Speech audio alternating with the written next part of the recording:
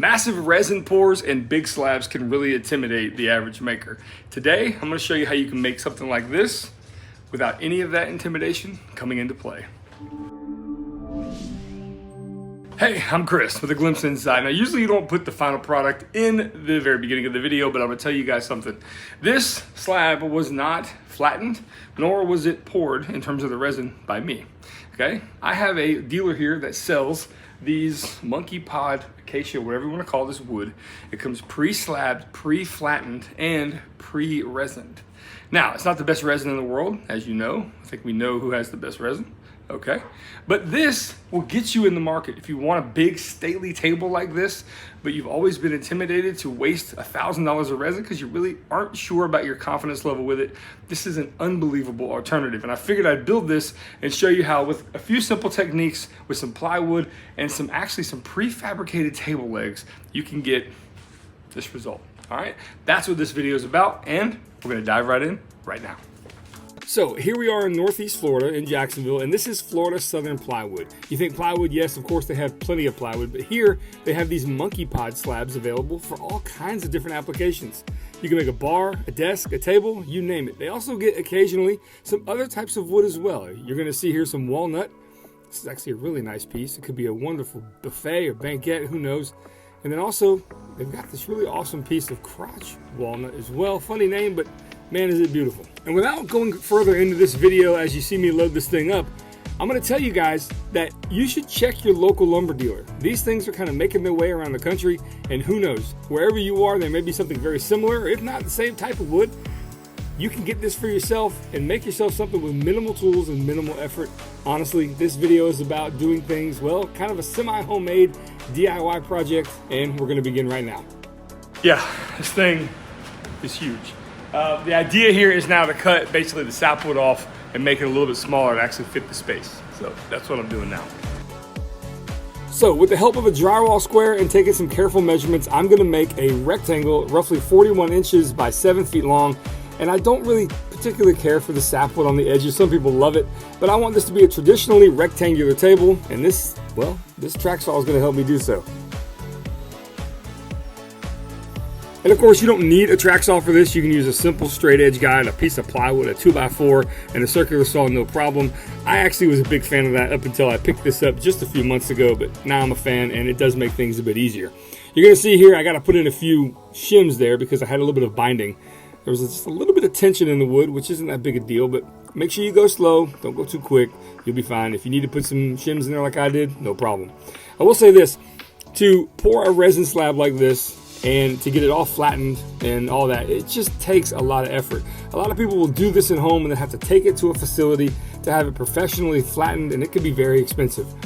Like I said before, check your local dealer, or if you're in Florida, up here in Northeast Florida, go see my buddies at Florida Southern. They got a ton of this stuff, and you really can make a handsome, stately piece, really for minimal effort. And I'm gonna hopefully prove to you in this video that this is gonna be a beautiful table, and it's just using simple woodworking techniques.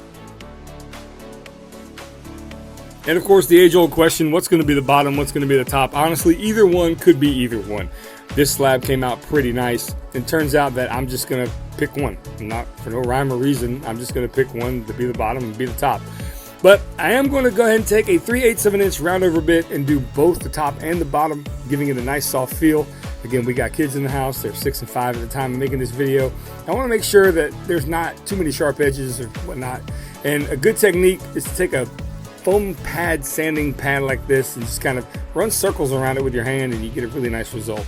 Now, occasionally when they move these things around down there in Costa Rica, evidently they grab them with spikes, and those spikes leave these little bitty holes. But if you get this UV cured resin from Total Boat, it is pretty dang awesome. All you need is a UV light, and it does come with a UV light. I just happen to upgrade to a bigger one here.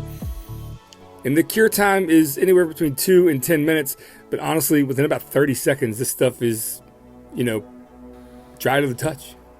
After about 2 minutes, you're able to sand it flush, and it's completely flat. Pretty cool.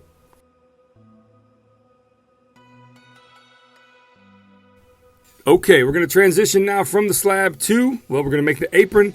That's going to be the table base itself. This apron is pretty simple. I've actually made this style of apron before in a video where I did 5 dining tables. I'm basically going to be doing this out of cypress plywood. As you can see, it looks pretty nice. And the technique is really simple. If you've never made a table before, this technique I definitely recommend, okay? So what we're going to do is we're going to cut down some strips. These are 3.5 inch wide by some various lengths. The lengths don't necessarily matter at the moment. You're going to do that depending on your slab or depending on the table size. And these, well, these are tabletop fasteners, and I'm going to use some measurements on these to cut a small groove right there in the bottom or the side of the plywood. I need these tabletop fasteners to fit into this groove so I can essentially, you guessed it, attach the table to the base. You can see here, that little groove came out pretty nice. I'm going to do this on all of these pieces. Now I've cut these down. Like I said, there's no rhyme or reason to the size just yet because I'm going to be cutting them down to size when I show you how I build this apron. It's a pretty cool technique, and I hope you get some value out of it, and I do encourage you to try this yourself. So as you see me cutting these pieces down on the crosscut sled, I am essentially building the apron off camera, and the reason I'm doing that is I want to show you what it looks like right here. This is the apron almost complete. I've got everything kind of clamped together, but nothing is securely fastened. So here's the technique. You want to basically build up a couple of plywood layers to create a dado for the perpendicular piece to slide into. Once I have everything looking good and clamped up, then I take each piece over to the workbench and assemble it just like so. So will there be plans available for this? Really, there really isn't a need for it because every tabletop is going to be different sized than mine. You're going to be hard pressed to find exactly what I found. So I'm basically just showing you a technique that I think can be used on any size table. I mean, bar that's not 15, 16 feet long. But this technique works great from a breakfast style table to even the dining table like I'm doing here. And it's really easy to do. Just pay attention to what I'm doing here and you'll see that you can come up with these types of techniques without having to do too much work. Again, I made these really thick dados without a dado stack, just by layering plywood together. And I repeat this process on each side. But every once in a while you get a little boo-boo here. Check this out. The plywood kind of came delaminated a little bit, but that's all right. I got some plywood veneer here that actually came off of one of my tool holders. You can cut a shim down as well. A little CA glue and activator, sand it down, you're good to go.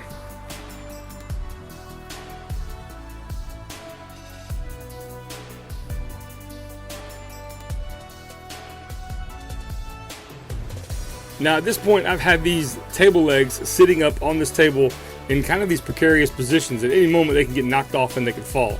I decided to cut some blocks to reference those instead of the table legs as I work on this. I figured that's just a little bit safer and a little bit easier. Alright, so once I get everything clamped up and glued together, the sides need to be cut at a specific degree, and that's pretty easy. It's a 45-degree angle. But basically, I make those marks with a square. I find a scrap piece of this doubled up plywood and I trace the apron bottom underneath, giving me the reference lines I need. I come back to the table saw and with a simple miter gauge, this one happens to be from Rockler, angle it to 45 degrees and follow the line, making sure to cut through slowly, of course, be careful here. And then just match up these lines every so often, flip the piece over, and cut another section. I repeat this process 3 more times to give me 4 of these pieces that you see here.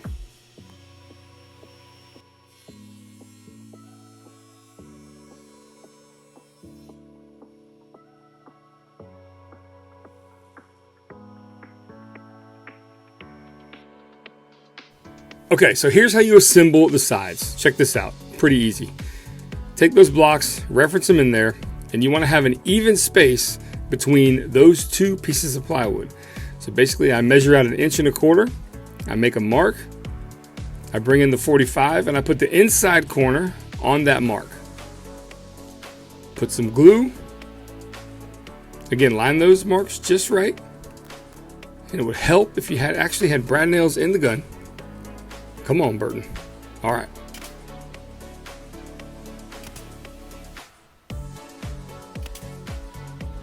Now those are going to, I say temporarily hold them in because we're going to come back with some screws.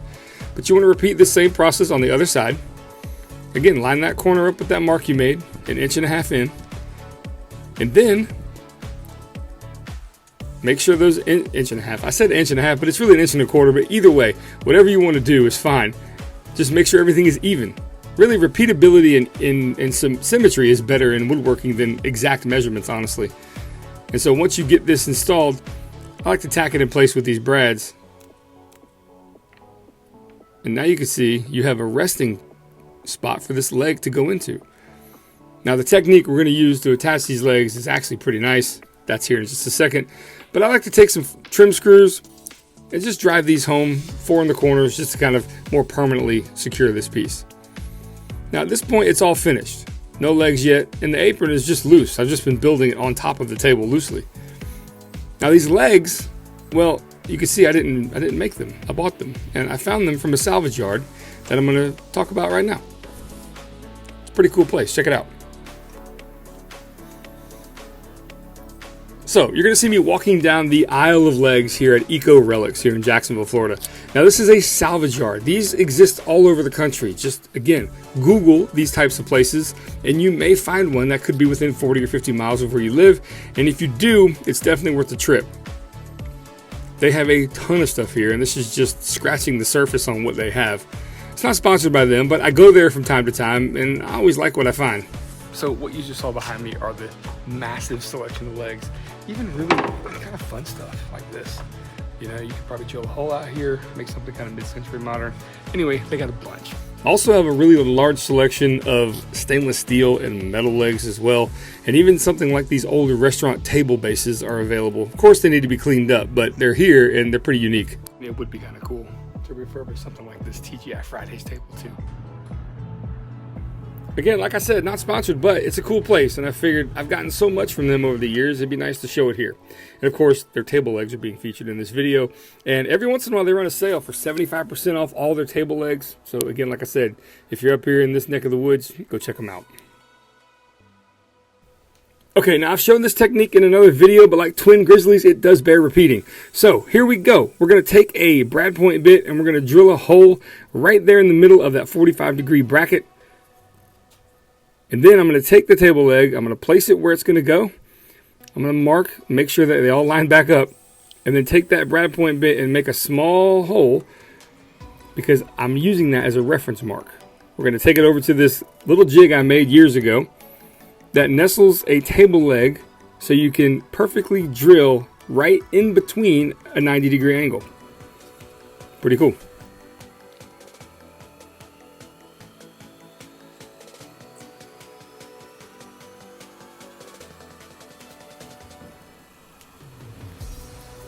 So you might notice these legs aren't all exactly the same. I mean, of course, they're the same height, but they all have a little bit different aesthetic to them. And that's because we have kind of a different aesthetic and eclectic mix in the house. And I figured, why not do it for this table? And sure, it worked out pretty well. Besides, the legs were not very expensive at all, possibly because they all didn't match up. And let me introduce you to something that's one of my favorite pieces of hardware ever. This is a hanger bolt. It's a split lag screw and machine screw that, check out this cool little nut driver that you can get from Amazon. If you basically search hanger bolt, you're going to find these in the people also bought section. And these are 3/8" hanger bolts, and they are unbelievably strong. Once that lag screw is in there, that thing's not going anywhere. Once you get it installed, here's how I install these. It's so simple. Put a series of washers from largest to smallest, a little bit of thread lock, and then a single nut on there. And this is unbelievably strong. If you've never made a table like this, I do suggest you try it out, and you will be so impressed with just what a strong fit you get with this joint alone. And of course, another benefit for doing it this way is if you ever have to move it, you could take the legs off, which I didn't do here. I thought I was going to be fine to fit it through the shop door, and I wasn't. This clip you see is about 5 minutes long. I pop out of it and try to move a few things out, and then finally I turn it the other way around and we're good. Okay, now it's time to go ahead and take the slab that we've already sanded from 120 to 180, and who likes finish in the bag? I do, because you can stir it in the bag. How fantastic is that? This is Total Boat's Halcyon Clear. This is a gloss coat that I'm going to put on the bottom of the table first. The reason I love this finish so much is because it is almost effortless to put on. I usually spray it with an HVLP gun, but today I'm going to roll it on with a brush or a foam roller that you get, from the local big box store, because this video is about demystifying and taking away the intimidation from making big projects like this, and you don't need a professional sprayer to get unreal results with this stuff. So you basically layer 3 layers on an hour apart, and then you want to sand it to 320, or you can use what I like are these maroon pads from Scotch-Brite. These work really well as well. So because this is the bottom of the table, I'm going to buff this out, and then I'm going to clean up the dust with a little bit of mineral spirits, and that's it. I'm not too concerned about the bottom being, 100% perfect, although this looks pretty nice. And we're going to flip this thing over, and I did find one small imperfection in the resin that came in this table, so I thought I hit record, but I scooped it out with an angle grinder, but for some reason I didn't film it. And I'm mixing up some 2-to-1 ratio high performance resin from Total Boat as well. And this is just going to have a little color, just a little something, a little point of interest, if you will. And once that's dry, what the heck? Excuse me. This dog is like a mountain goat. Honest to God. She will climb up in areas, we don't even know how she gets there sometimes. Anyway, once it's cured, take about 5 or 6 hours, or maybe depending on your climate, sand it down, and now we start applying the same Halcyon Clear as well. Again, we're going to roll it, not spray it. This is easy to do. 3 coats, an hour apart, and the same technique as before. We're going to buff this out with a Scotch-Brite pad. But since this is the top, I'm going to do a matte coat here. Once I get the thing all cleared up, use a little mineral spirits to get all the dust out. It's always so satisfying to see the color pop. And then a time lapse of it drying again. Pretty neat. So to do a matte finish, or what they call a satin finish on this, you definitely want to build up with the gloss, then buff it out, and then use this stuff just like you did before. This puts a nice matte coat on there. You're going to roll it on pretty thick, and you're going to just let it cure. And this thing is going to be nice and smooth and good to go. All right, so moving on into the house, we have the table base along with a couple of pieces of plywood. You can see it doesn't quite match the aesthetic, so let's go ahead and fix that now. But before we attach it to the slab and bring the slab in, I've got these table legs that have little holes in the bottom, and I need to basically get them flat. So a little CA glue and activator helps me do that, so I can center a brad point bit or a Forstner bit in here. The reason I'm doing this is because I found these, well, I guess they're adjustable feet for the table. And basically you just make a series of holes, drill them out. You can use brad point, Forstner bit, whatever you want. Make sure you suck out the dust from the hole though. You don't want that dust getting in there and you're getting in the way of the table being adjustable. So put in some CA glue and then tap these threaded inserts right into that hole that are recessed, and then simply just screw in the adjustable table foot and you're good to go. I repeat that on all 4, and I decided to we're going to make it match the chairs that we have, and we're going to basically paint the entire thing or stain the entire thing this espresso color. See, it looks pretty good. And then we're going to come back with some chalk paint. Now, I've never done this chalk paint wax thing. Never done it. So I'm just trying it this time. I'm not going to do an extensive... Ooh, remember this video? That Japanese water bug? Pretty cool. Anyway, I'm not going to do an extensive video on this because I'm not an expert. This was really my first time. But actually, it turned out pretty nice. You just basically paint it on. And sometimes you might need these little brushes to get into little nooks and crannies like that. But the paint dries so quickly. We're talking like within 5 or 10 minutes. And of course I had to get the help of my sweet girl. And she decides to let me know her ability level. Pretty awesome. Check this out. Pretty funny. You're doing really good, baby. I told you I know how to paint. She came up to me and said, I want to do it. And I said, yeah? Do you know what you're doing? And she goes, yeah, I know how to paint. Are you kidding? So I gave her a brush and she went to town and she helped me quite a bit. So once the paint's dry, you take some sandpaper. I think I used 80 grit on this and just kind of scuffed away some of the paint, revealing some of that stain underneath. And then we applied a wax. And again, I'm not a big expert, but it worked really well. And now it's time to bring in the slab. I've gone ahead and taken some moving blankets, wrapped them up to protect them just in case something were to happen on the way in. And I was very fortunate that enough my buddy Mike, my neighbor, decided to come down and help me out with this.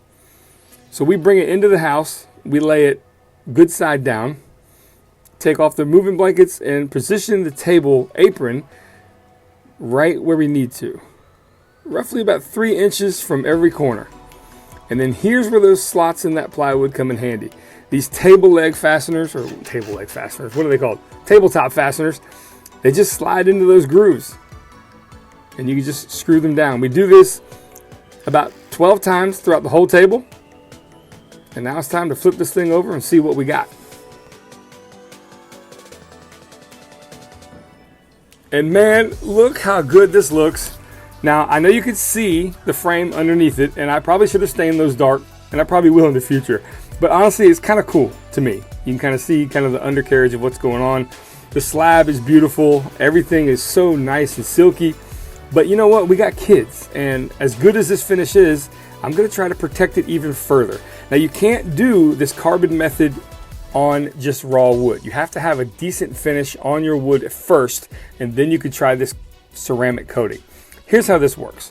Basically, you have these pads that everything comes in a kit, and you want to flood the surface here on one of these pads with the first base coat, the hard coat.